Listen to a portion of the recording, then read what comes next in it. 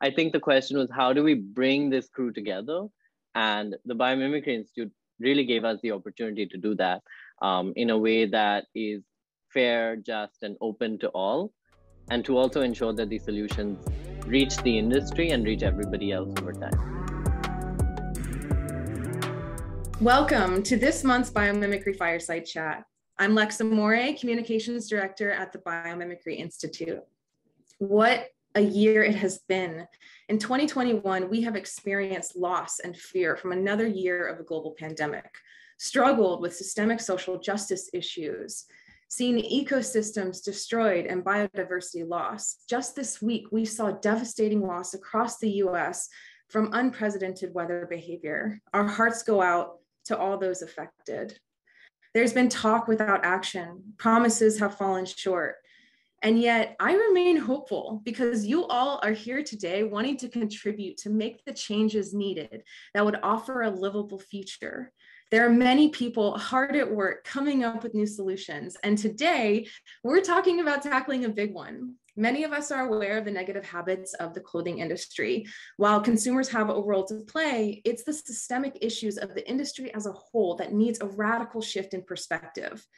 Last week, we announced the launch of a multi-year initiative called Design for Decomposition. It's a follow-up to our Nature of Fashion report. And getting to the stage for pilots has been a labor of love coming together for years by an incredible team working hard behind the scenes. In the report, decomposition was seen as the missing link for the fashion sector. And what we're going to find out is it goes much beyond fashion, and its opportunity to scale is massive.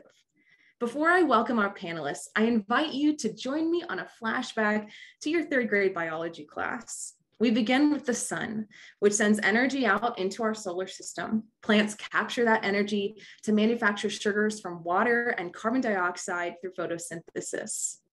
These are our producers. Consumers like us eat plants or other consumers, and this energy helps us sustain life. When consumers and producers die, we return to the earth or water and are decomposed by the fungi, bacteria, or invertebrates that break down the organic matter, which is then recycled into chemical nutrients like carbon and nitrogen and released back into the soil, air, and water. While we're all familiar with the fantastic fungi, they aren't the only decomposers worth paying attention to. When I used to think about decomposition, I would think it's just about turning matter into soil, right? But no, it's so much more complex than that.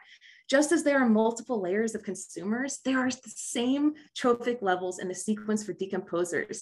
And that is what we're here to talk about today. This is the context in which life has formed on our earth and for how millennia it has thrived in balanced conditions. Today, most products and systems are not designed for disassembly, reuse, and decomposition. And much like the ecological period misses the closed loop nature of a thriving ecosystem, linear economies depend on single-use items, where the circular economy aims to reuse items as much as possible. Now it's time that we, together, go a step further. We believe industry needs to consider how it fits into the biosphere. Some have called this initiative utopian, but not without merit.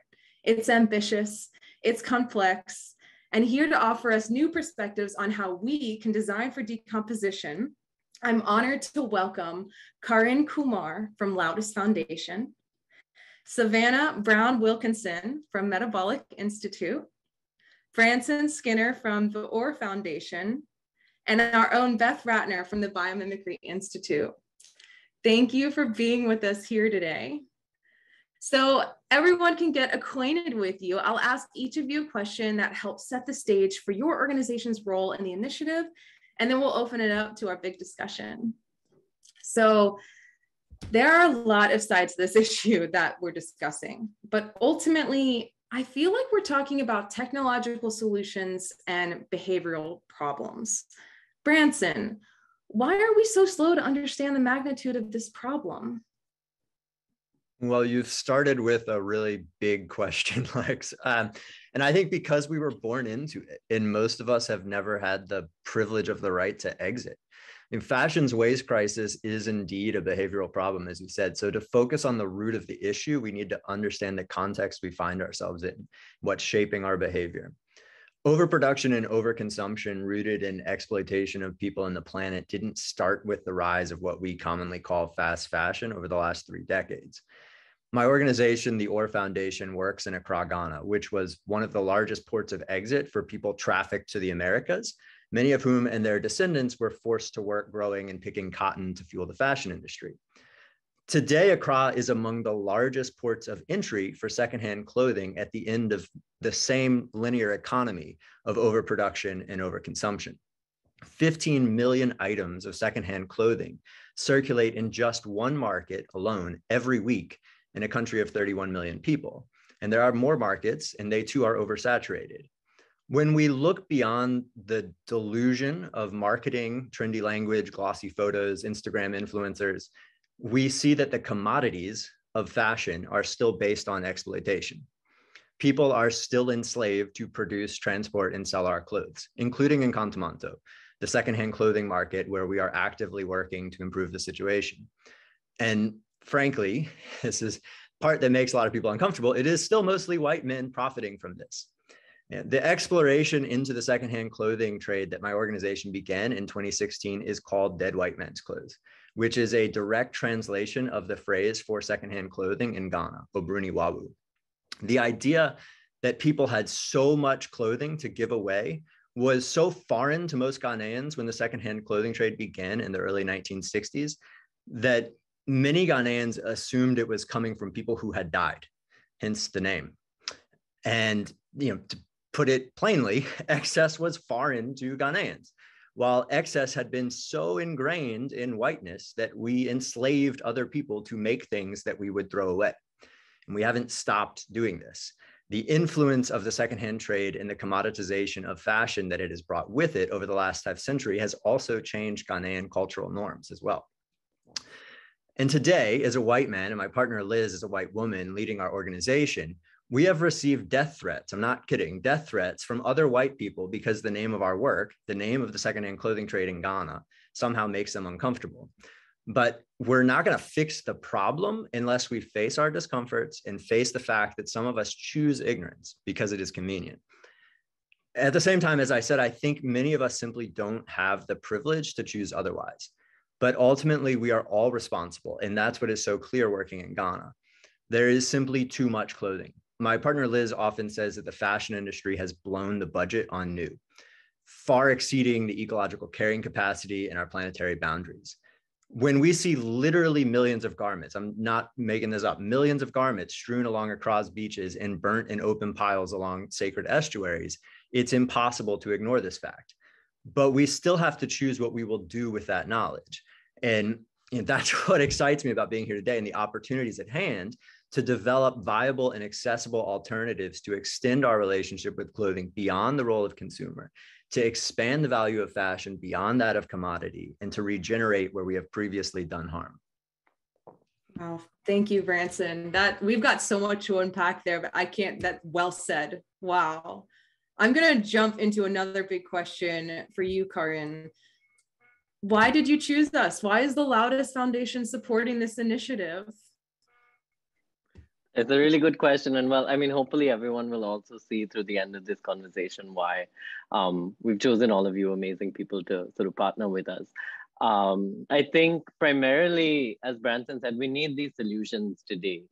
Laudes Foundation is here literally to challenge and inspire the industry to change. And our materials program is looking to transform the global material mix of fashion. We have this problem of production where there's more than 60% of materials today produced are synthetic fibers that are made from oil-based materials, or polyester, so to say, is the majority of that. We also have a lot of waste, as everyone knows, and as Branson just said. And I think the big question was, what do we do with this waste? We need something that, is an open source, neutral platform that can actually drive solutions to scale. And I think the Biomimicry Institute gave us that sort of platform and that neutral organization that could bring folks together. So people on the ground like Branson and Liz and the rest of the people in Accra, people like Savanna at the Metabolic Institute who can really look at scaling these solutions. people from the Yale Center for Green Chemistry who are really working on this chemistry and on the sort of solutions that are needed. People like HK Rita who have the sort of commercialization ability for this. I think the question was, how do we bring this crew together? And the Biomimicry Institute really gave us the opportunity to do that in a way that is fair, just, and open to all, and to also ensure that these solutions reach the industry and reach everybody else over time. So that's really why. And I'm gonna pause here to see if there's any follow-ups on that. Thank you. We'll dig so deep into that, and I'll jump to you, Beth, in a moment, because I think you'll have something to say also about that. But Savanna, what about the Metabolic Institute? In understanding the systems and materials perspective, where are you coming in from on this initiative? Well, I would just like to say, firstly, it is such a privilege to be working with all of these great partners. It's amazing to have such a collaborative approach to decomposition. And also, I think this is something when my colleague Liz first approached me with the project, and the value of systems thinking at the center of this project is something that really excites me and I think is very important and actually influences a lot of the work we do at the Metabolic Institute. We do a lot of work with European cities, actually exploring what we call deep demonstrations, which is actually prototyping different circular solutions. And this is where decomposition technology actually fits in. And this is what's so exciting about the pilots that we're actually going to be trying out, because it's actually a prototype and we can really then assess holistically and in a systems thinking approach, really these different elements of how a technology will integrate within a certain context. And that for me is absolutely fascinating, and it's going to be a very interesting journey.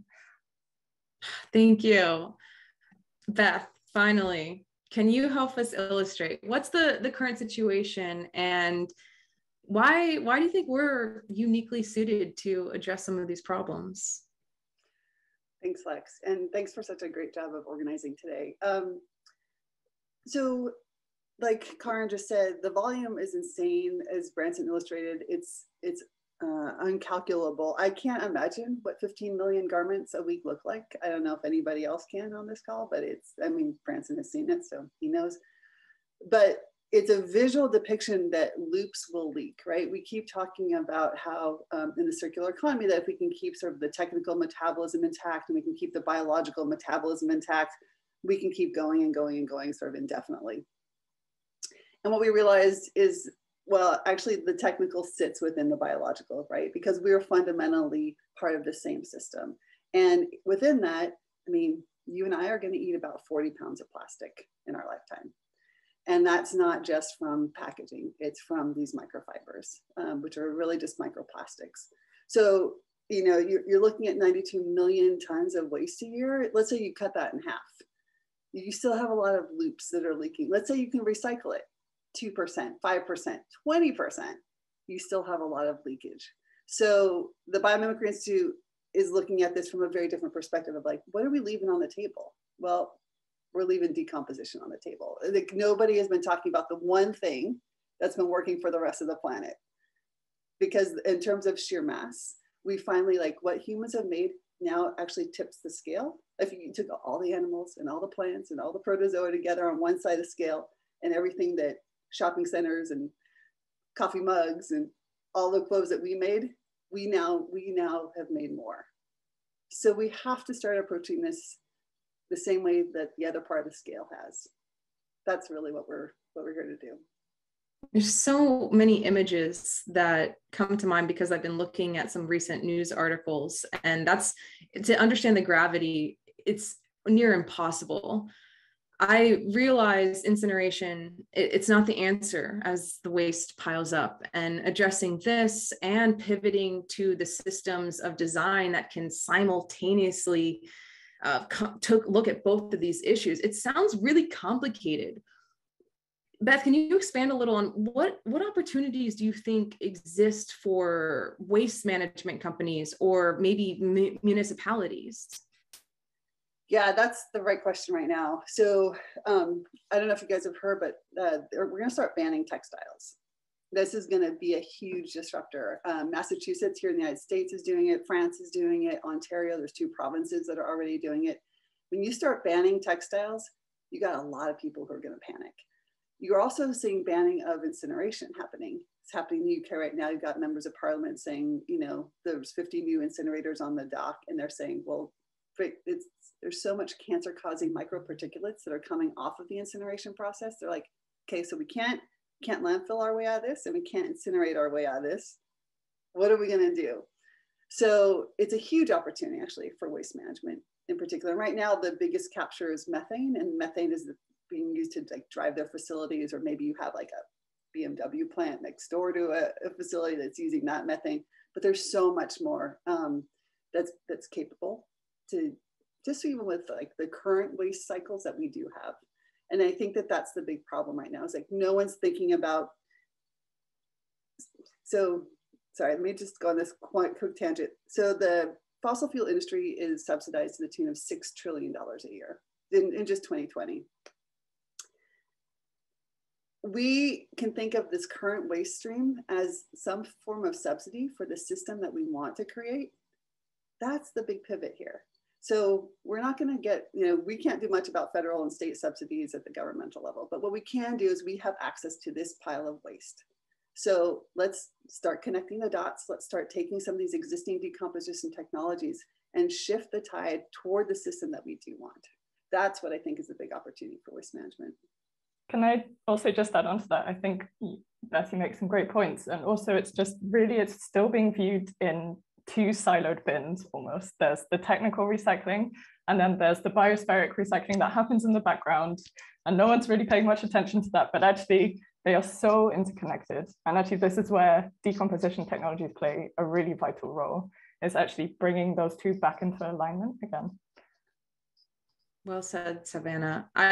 This makes me think that in some ways we're going to have to look at some decentralized systems here. Branson, do you have any ideas there on like what a new vision of that kind of scale could look like? Yeah, I think we need to embrace the informal. One of the things we see in Ghana is over 80% of all employment is considered to be in the informal sector. And that doesn't mean it's a panacea. And there are a lot of issues with the informal sector, but with the best examples, we see people organizing to create mutual aid networks and support systems. We see waste pickers associations self-regulating to ensure that all informal waste pickers at the major municipal dump site just outside of Accra. Now, these are folks who are salvaging materials to put back into the cycle. They're at the front lines of circularity. They are self-regulating to ensure that they all have PPE and comply with safety protocols. We see people with agency as small business owner operators setting the terms of their own employment in a way that is far more empowering than what commonly manifests as wage labor situations amid similar socioeconomic conditions. So I think this is really key to understanding how we can do this at scale, because these are the existing structures that operate. And again, 80% of the economy of Ghana is based around the informal sector. And that is not unique around the world. This is pretty much everywhere we look outside of Europe, in the United States, and North America. This is a major component. So I think how we get to these decentralized systems is appreciating the decentralized systems we already have.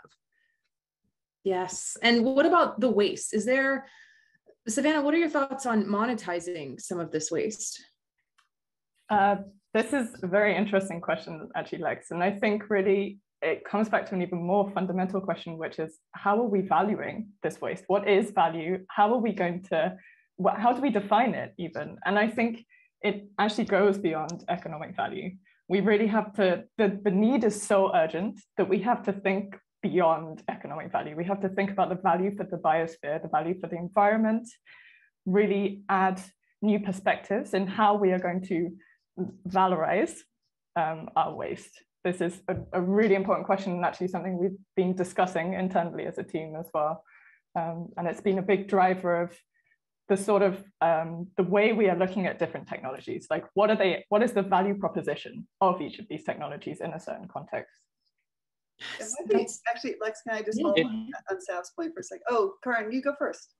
No, you go ahead. Yeah, you unmuted before me. I'm quick on that trigger.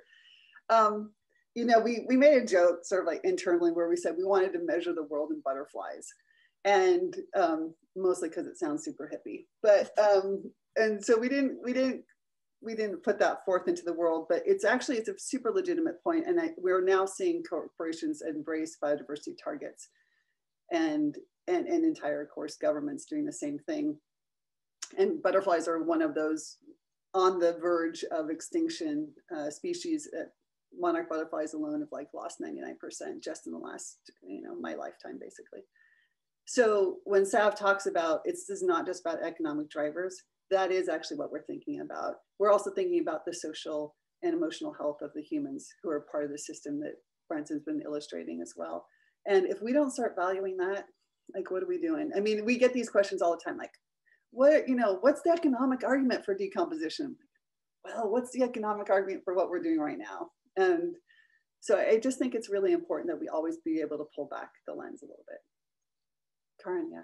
Yeah, I wanted to just sort of add, and maybe now in the sense of bringing it all together, right? I think that's really the value of using biomimicry and a lens of biomimicry and sort of dealing with textile waste. I think it doesn't just allow you to create sort of new materials in terms of fashion, but we've discussed this before, it could create sort of regenerative practices for soil or, new inputs for agriculture.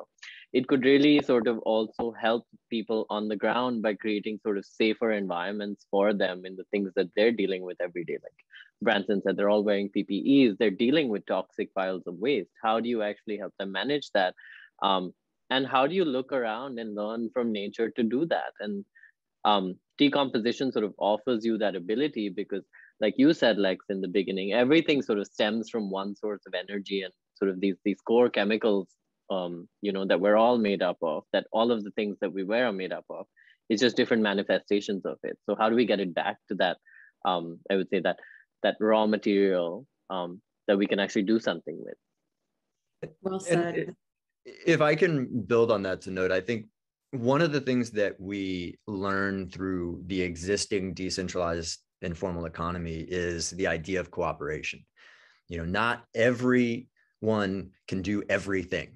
And we see this with waste pickers. We see this with Consumanto retailers helping each other out, saying, hey, over there, that's something that you find value in. I don't pick up, HDPE, but you do. So you go get that. I found that for you. You can have that. And I think this type of action comes from a place of dignity and respect, of understanding that each other's struggle is a matter of collective survival, not from a place of competition, trying to be the biggest company in the sector and put others out of business. It's two very different mindsets, right? And so I think that's something that we have to embrace and learn from as we go into this. Absolutely. And can I, also just add on that, I think this has also been a really important and kind of core value in the way that we're linking technologies together as well. Like, it's not going to be one technology in isolation. It's going to be an ecosystem of different technologies that will have different roles, that will allow for these different outputs and different benefits. And so we really have to think of it as more, as Branson said, a collective system that's going to solve the problem. And that's how nature works, right? It's not, the nutrients may fall down from the tree, or an apple may fall from the tree. It's not just like one guy that goes in there and gets all the nutrients. It's a cascading system. It's the trophic cascades that Lex talked about at the beginning. Actually, Sav, I wonder if it's worthwhile for you just to talk at a very high level about what the criteria are for the top technologies we're looking at. Yeah, of course. I mean, I think also what we've been finding is it's also very context specific. This has been the kind of long running narrative that it's a challenge, but also it's incredibly stimulating to think about the problem in so many different contexts. Really on a sort of high level, the way we're looking at the criteria for assessing different decomposition technologies is, I guess, the first one being we would like biocompatible outputs, like really outputs that can be returned to the biosphere, that can be utilized, as Karan mentioned before, for example, for soil remediation. So if we can get a biochar output, for example, this is kind of one of the core criteria that we're using so we've done a landscaping process of a variety of different technologies. And now we're really looking at not only the feedstocks that come in, but also the outputs that come out as well. Another one being agility. I mean, we have a very urgent need at the moment for handling textile waste that's in landfill. But we also have continuous streams coming in. We will have a future in this transition where we start to phase out materials, we will have other challenges that we have to deal with. So the system, the ecosystem of technologies will have to be very agile to deal with this change and this transition. And also, I think really going back to this urgency, we want something that can scale rapidly. And this also goes back to decentralization and distributed technologies. Like, what is appropriate at what scale? How can we harness this now? How can we integrate it into existing industrial ecosystems? These are the sorts of criteria we're using right now. And can I, sorry, Lex, I just have one more thing, then I want to jump back to you. But one of the questions everyone on this call has asked, and our whole team has asked, is like, okay, so let's say we're successful at this. Let's say we're really good at getting the right decomp technologies in the criteria that Sav just identified. Doesn't that kind of give a free pass to industry to keep polluting? Doesn't that keep basically saying, you know, polyester has been around for a long time now. Like I said, it goes back to these bigger fossil fuel subsidies. It's cheap. If we're really good at our job, did we just make their job easier? And I think it's a really important question. Where we are right now is kind of not paying attention to that question, because at this point, we have to deal with the problem in front of us. There's a lot of conversation in the fashion sector about future decomposition materials or biodegradable materials, compostable materials. But guess what? We have like mountains of it right now. What are we doing with that? So that's what we're focusing on. We would like to use it as a lever for making bigger policy changes. And that's what we think is really going to come out of this project. But for right now, we're looking at what's here today. I'd love to actually expand on that a little bit. And Karan, I think this might be a great place. What's happening in the pilot phases? What's the sequence of events here? It's a good question, and I hope that everyone else will add in. But I think the way that we saw this working was there's sort of different levels to this, but also as everyone has reiterated, there's an urgency to sort of solve this right now. So there's multiple pilots going on. One that's going to be in a more well-resourced region, right? Somewhere in the EU, Amsterdam, Barcelona, Berlin, wherever, right? And maybe Sav can talk about that a bit more, where we're really going to figure out how can we work with municipalities. That's to show that it can work there. At the same time, there's pilots going on in places like Kantamanto in Accra, where we have to show that it works there, because if it can work there, it can work anywhere.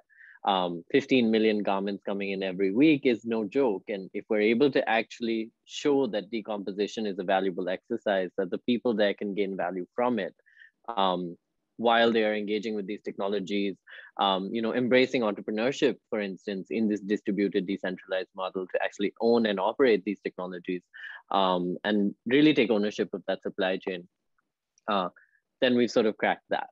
At the same time, there's a need to also translate a lot of this for the industry. And that's where folks like HK Rita and Yale come in to really say, here's the sort of chemistry behind it. Here's the sort of commercial analysis behind it. And here's a machine that looks like something that all of your manufacturing units look like, that you can start using today. Hopefully, everybody then sees the value of investing in it. But underlying this entire piece is I think my favorite part of this is really how do we build a narrative of embracing decomposition as an industry and as consumers and as producers. How do we get that message out to everybody? And that's something that each pilot and each exercise in this entire initiative will contribute to. And hopefully then we'll be able to sort of change hearts, inspire them, change mindsets. And as Beth said, also perhaps change the rules of the game by influencing policy and by influencing different sort of decisions that are made in, rooms that perhaps not all of us are privy to being in. I got a question from a colleague of mine who I used to work with at HP, who's now working for another CPG company. And she said, when she talks to her R&D team, they say that biodegradable materials is just going to muck up the works. You're just generating more trash. And this whole shift toward biocompatible materials is like, this is utopian, but not without merit. And that is, so one of the predominant narrative points to kind of echo what Karan was just saying is that we have bought into this idea that we can only just keep recycling polyester and plastics. Like that's our way out of this. And again, back to the 40 pounds of plastic that you and I are going to eat, like we know that that's not the answer. And we also know that it's like the analogy I make is that, you know, if you've decided to be healthy, like you've decided that you know that this is a problematic material. So you've decided that I'm not going to eat junk food anymore. I'm not going to eat all the Twinkies in my cabinet. And then the doctor says like, well, first you should eat all those Twinkies and then you should start eating kale. Like that's not the answer. The answer is first to just make a decision about what are the materials we want circulating on the planet. Then we can make different decisions going forward. But there's this fallacy that we can just keep recycling. And Branson said it really well. He's like, it's got to hit the ground eventually. Well, and if I can, sorry, if I can just also add just a little bit, right? I think that one thing is to say there's a lot of waste out there, right? There's a lot of material out there. There's 111 million metric tons of material in production every year.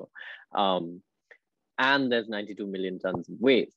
That's effectively 200 million tons of things that we don't know what to do with at the end of the day.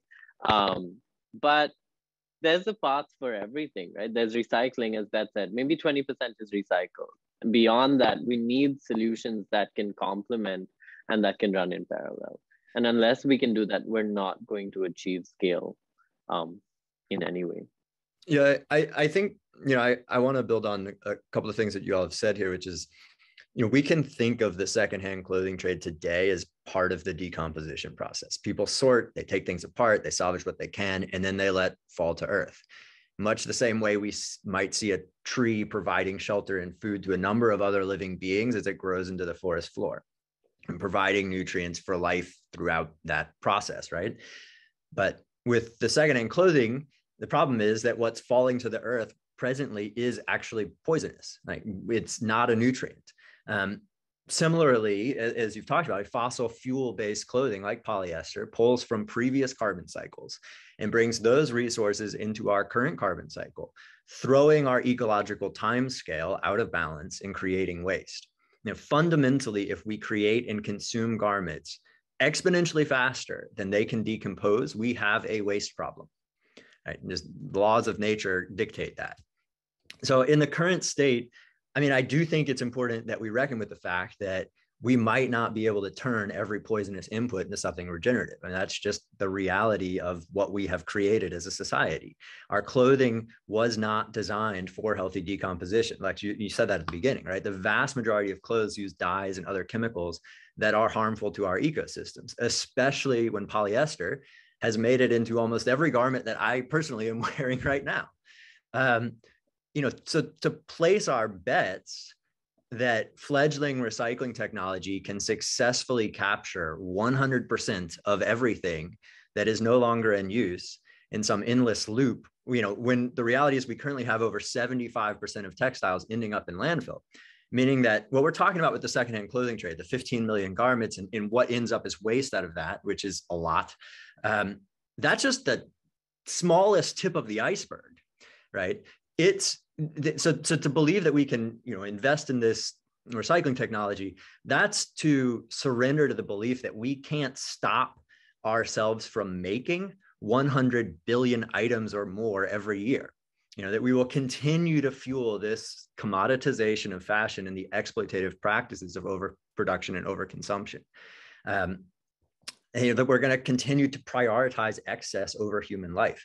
So I think we need to reckon with that fact. And it's not to say that, you know, recycling doesn't have a place here. I think it very much does. But I think we have to understand that if we're operating at the same pace, right, logically, if we're trying to capture everything in recycling, in order to do so, we have to continue operating at the same pace and same scale that has caused the problems we've faced over centuries.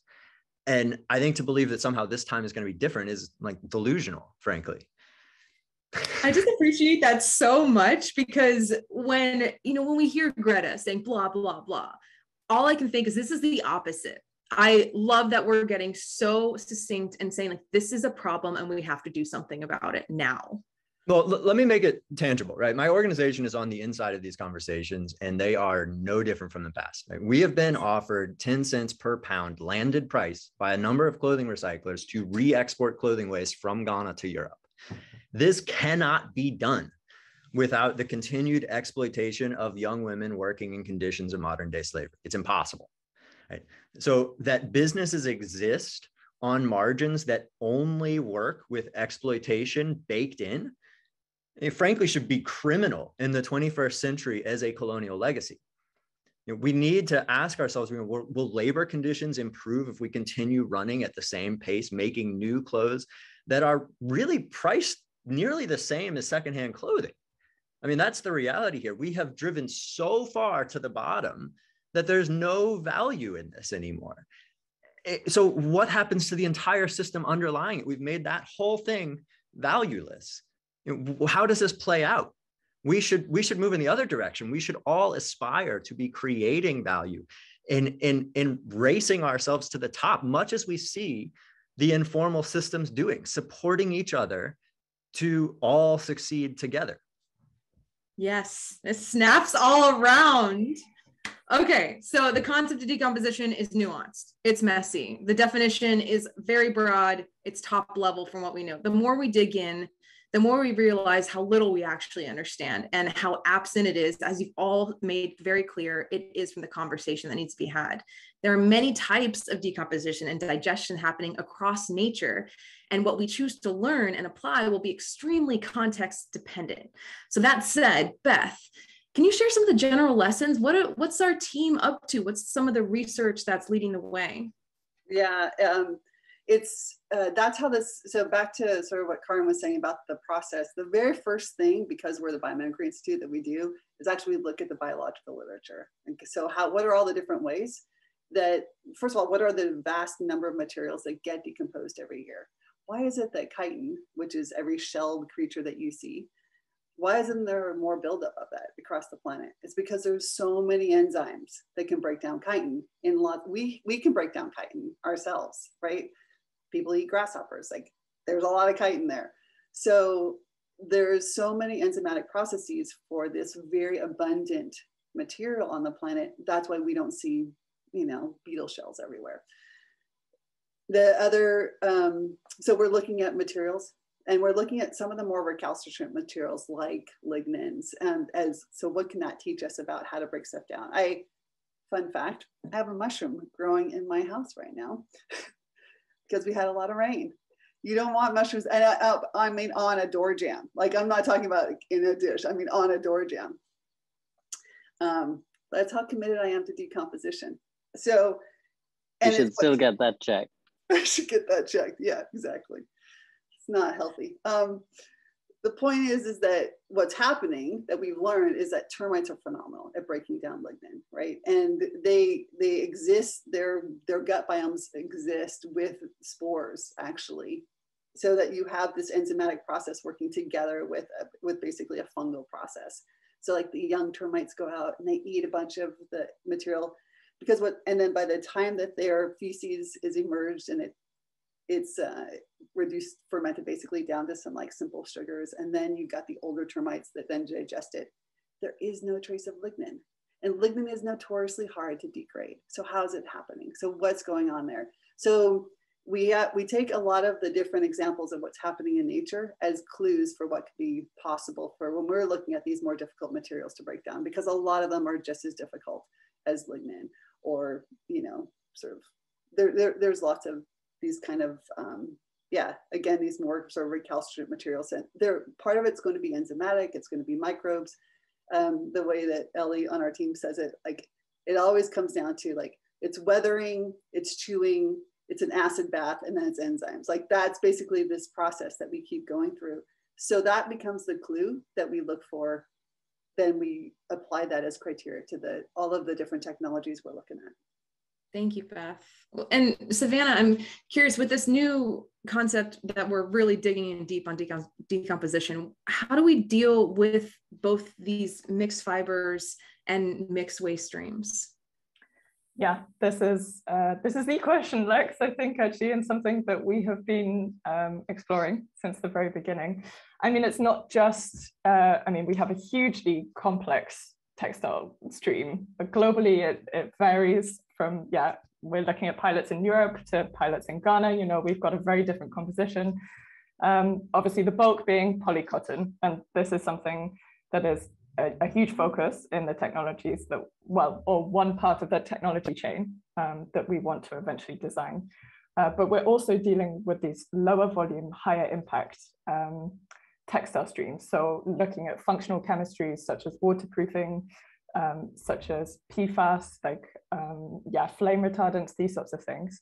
And these are really toxic and actually very difficult. And as Beth mentioned, they are also recalcitrant as well. So a lot of these more biological processes that we're looking at are often not able to degrade these in the way that we need them to. So it's really going to have to be a kind of mix of different technologies that tackle each of these fractions. And this is what we're exploring right now, is we have a very broad landscape of different technologies that we've been looking at. And what we're doing, what we're in the process of doing, is really linking these together and going, okay, well, if we have this waste stream coming in and we know the composition, what is the most appropriate pathway using different decomposition technologies? And, you know, I want to hear from anyone here that wants to hop in here, but it's getting really clear that we're painting this not so utopian dream. What are we working to achieve here? How do communities play a role? Maybe Branson, can we start with you and any social and environmental justice issues that are playing a role in this as well? All right, well, in the context of Contamanto, which is important to understand, it doesn't sit in a vacuum by itself. Rather, it's part of the cultural web in very complicated supply chain that traces all the way back to these design decisions, right, of newly manufactured clothing. I mean, we need to figure out how to clean up the existing mess. Clothing waste from the global north has formed part of the geological structure of the city of Accra. It is in the ocean. It is deep in the sands of the beaches. It is in lagoons, the gutters, the air, and soot as particles burnt to make way for more waste. And it forms the foundations of thousands of homes in the city's largest informal settlement, literally the geological formation. So I think that the not so utopian vision, if we're really serious about it, is cleaning up this mess. And in the best case scenario, turning it into something that has healthy nutrients for the ecosystem. Now, that's what we're working toward, right? But and we're doing that because there's a moral obligation to do this. There's an environmental need in terms of supporting fragile ecosystems that are important to mitigating the worst effects of climate change. We're right on the coastline. There's also, as you know, Karan, you alluded to, there's a terrific opportunity for local entrepreneurs through this process to catalyze long-term economic growth with regenerative initiatives, right? Focused on ecologically grounded urban design in what is actually one of the world's fastest growing cities. So there's enormous potential here, but there's also, you know, we have to be real about how big this challenge is. I think it's possible, you know, if this is what we focus on. I think we can figure out ways that we can do this. But the flip side to that is that cleaning up the textile waste doesn't really mean anything if we can't stop more waste from piling up. This is key. So we need to engage with those behavioral norms and the socioeconomic interventions, you know, that we've sort of been hinting at, to really strengthen the secondhand trade and our entire approach to fashion, both domestically in Ghana and around the world. In what I think we might start talking about is secondhand producer economies, right? We need to think about how we are relating to clothes. And as we've talked about, this might be policy frameworks around permissible substances and design standards for durability and reuse and repair. I think it's also about individual actions and education around craft of use, new business models for existing brands and emerging leaders to champion reuse and repair and upcycling. But that has to be as a substitute for new clothes, so as to genuinely reduce waste creation in the first place. This is really key. And I think if we recognize that for pretty much as long as we've worn clothes, there has been secondhand clothing trade, I think that can help guide us in this process. You know, whether our clothes are coming from abroad as secondhand donations or were originally produced domestically as new or upcycled garments, right? We need to start embracing this component of the fashion industry as really one of the largest elements of the fashion industry that clothes billions of people around the world, and bring that into the fore as part of the solution here. So I think that's part of what the not so utopian, hopefully pretty realistic vision is building on the strengths of the secondhand clothing trade and addressing some of the structural challenges. I mean, which there are. I think we need to build more solidarity. We need to address reasons, literal physical reasons in the marketplace that create the need for young women to head carry bales of clothing that weigh more than their entire body weight, because you can't otherwise move clothes throughout the market because it's too crowded and the floors aren't level to take carts. So there's things that need improvements. It's not to say, again, it's not a panacea, but if we start organizing around that and see that as one of the guiding forces, I think there's a pretty clear vision to how we can do this. Can I just build on top of that and just say, I think this is why this initiative is so important, because we are really using physical pilots as a way to demonstrate decomposition technologies, but also look at the surrounding context for each of these technologies. It's really not only about the technology in isolation, but also in what sort of system is it fitting within, and the enabling conditions to not only operating that technology, but also scaling it as well. So really looking at, as Branson said, looking at regulation, looking at governance mechanisms, looking at financial mechanisms, looking at new business models.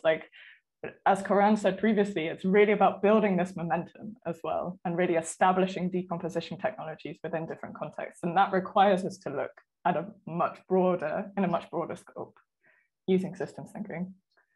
And that's like the hope here is that we're going to give you economic opportunities here. So one example, there's a few examples. Going back to the termites for a second, we can rethink bioreactors like termite guts, right? We don't have to have just one steel drum with one kind of enzyme that breaks down things in one way. That's a pretty reductionist, classically industrial way of thinking about this. We should be a lot smarter and think about our bioreactors much more, like I said, like these termites. And we should flush them with, as Ellie on our team was saying, flush them with local muddy water, get more enzymes in there, get more bacteria in there. Let's rethink how we are processing this material. There's a company here in the East Bay called Kyverity, and it's methanotrophic bacteria. So it's bacteria that specifically eats methane. And the result is fertilizer. The result can be a protein. So we can really rethink what different kind of bacteria can be used rather than start genetically modifying what's out there. We can actually this is a little bit of bioutilization, but it's really a smart way to do it. And make sure that we are actually in concert with nature as opposed to trying to create something that's going to have these unintended consequences. But then I guess one other example would be, what about mycelium, right? Mycelium can do magical things. There's a company called Biome that was one of our Ray of Hope teams, and they can basically select and grow specific strains of mycelium that can eat plastic. So what if now now you got 15 million garments coming in from the West, and what if back on those ships we send back mycelium structurally integrated panels or bricks or other kinds of insulation, which is $1 billion market in the UK alone. So now all of a sudden we're going to say, thank you for your waste. We're going to transform it into something valuable that we're going to then resell back to you. And it's going to be a biocompatible material in the process. So that's the kind of, when we're talking about this sort of transformation that nobody else is subsidizing, that's what we're aiming for. Yeah, and I think if I can just say, I think we want to change, or not change, I think we want to really redefine or add to circularity, right? I think today decomposition is missing from this narrative. The system is broken and we need to find a way to redefine value so that it can be fixed. And decomposition allows for that. So for me, or rather for us at Laudes also, I think there's three big things that we're hoping to achieve out of this, right? One is that these large mountains and swathes of waste that we have today are sort of dealt with, as Branson was saying. The second is that we're able to ensure that there's just and sort of fair, I think, opportunity given to everybody that is across the supply chain and deals with this waste and can sort of, create opportunity from them economically, socially, all of that. And I think the third big thing is to also ensure that every decision the industry makes now has decomposition baked into it, right, over time. As someone was saying earlier, like we're designing for durability, we're designing for recyclability, but there's all of these eco-design principles, but how can we add design for decomposition in there, is really our big hope. So let's say this is successful. Let's say that in the fashion sector, we're able to achieve this dream. What does it mean for beyond? You touched on it a little bit, Karan, but I'd love to hear from anyone who wants to jump in. What would this mean for the rest of industry if everyone actually adopted this kind of a term to design for decomposition? I mean, for starters, we're going to be looking at different inputs with regard to dyes and coatings, and we will. And there's so many, so. The first question, the reason we even got this assignment was because a man named Dawayan Yustra, who worked for Laudes Foundation, asked this question, which is like, so if fashion really operated like an ecosystem, what would have to change? And I think what he thought we were going to come back with was like, this is how nature makes color. And there are great examples of biomimetic color. This is how nature does waterproofing. This is how nature like repels stains and oils. That isn't that's a second tier problem. What we came back with was, the first problem is like, there's no cadence to this life. There's so much material, you have so much volume, and it's not a nutrient. Back to what other people on the panel were saying, it's not a nutrient. So we have to do that first. And then, by the way, we have to be simultaneously creating these new kind of methods for colors and all of the performance qualities that we want in fiber. So I think that's the sequence that we're looking at. So that's what's going to have to shift, is that, and there's so many great people out there doing this in the circular economy, and there's ZDHC, and there's a lot of great organizations that are taking on that part of it. So we're going to hopefully work together with them. If I can jump in to say, I think an outcome of this is moving beyond the idea that people donate the old in order to buy the new, which I think really pushes the planetary boundary limit. And it's not a recipe for a circular economy, it's a recipe for disaster. And that's what we need to understand culturally here. If we appreciate that everything we're doing is going back to nature, I think we need to operate on that time scale and within those bounds. And I think that's a deeply social question and goes to our behaviors. But I think that spans across industries. And I think that has a pretty significant impact in the way that we do business. Yeah, and I think it's important, and Sav said this earlier, right? We're really demonstrating that this works. And if we're able to do that, and if we're able to show that this positive demonstration has yielded great results economically, environmentally, socially, I mean, what's not to like about that, right? You're making money, you're really saving the planet, you're having like a good time, everybody's safe and healthy. It is utopian in some sense, but grounded in reality because of these demonstrations. And hopefully, as is our mission as a foundation, we're also able to inspire other industries to embrace these sort of technologies, to embrace these pathways, and challenge them to see that they will, or at least try to do it, right? If fashion can do it with all of these materials that are mixed, that are hard to deal with, I'm sure industries that have more homogeneous material streams can also do it.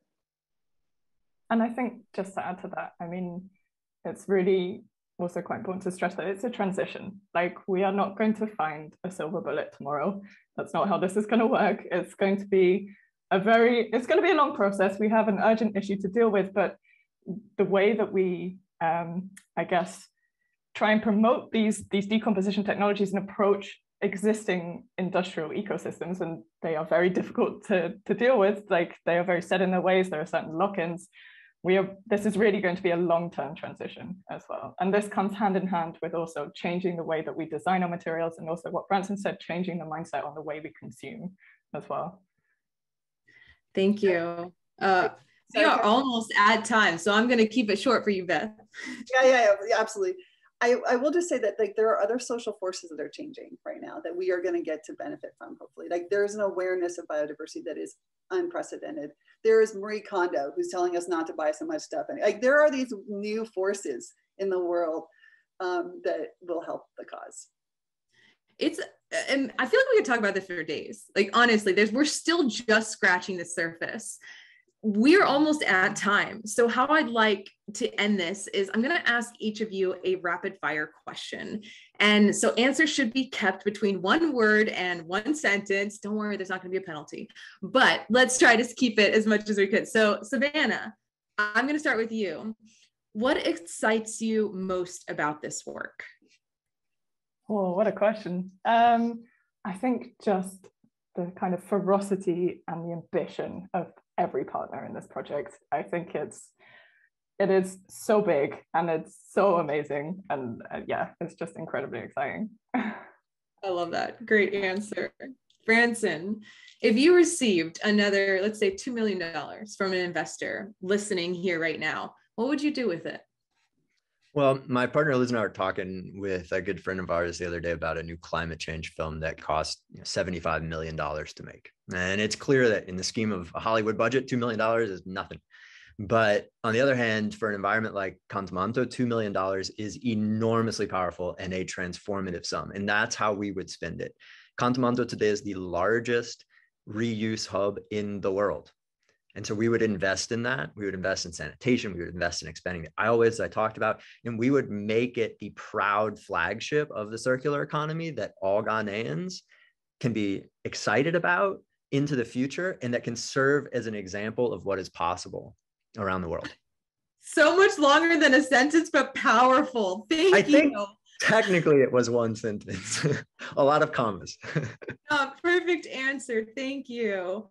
Karan, what's the best piece of advice that you've received when it pertains to addressing this kind of work? We get this a lot. I think it's to be bold, and that's about it. Unless you're bold, you're not able to really make that change. Yeah. That's powerful. Thank you. Lastly, here, Beth, what is something you wholeheartedly believe, but that others may question? This is not going to be a surprise, but I really believe that nature holds the answers, and we just haven't learned how to look. I honestly believe that there's a lens here, there's a language here, right outside our window, and that's the only real challenge in front of us, is learning how to decipher it. Wow, well said. I gotta say, this has been a really powerful conversation. I am fired up. I'm inspired. If anyone here listening is a funder, a brand, an innovator, or an ambassador who's ready for this kind of real powerful change, and you're intrigued by this project, please head over to d4d.biomimicry.org and get in touch with us. We want to hear what you think. And before we leave, we need your support for the work the rest of our amazing team is doing at the Biomimicry Institute. If you feel inspired to help us on this journey in connecting more youth with nature, supporting educators, and helping to bring more nature-inspired products to market, please consider making a donation at biomimicry.org. Every dollar helps count to get us closer to achieving our mission. Branson, Savanna, Karan, and Beth, thank you for offering your wisdom today. And thank you, everyone, for being with us. Go. Thank you. Thank you. Go outside, be safe, and thanks, we'll everyone. see all of you in 2022. Thanks, everyone. Happy holidays. Happy holidays.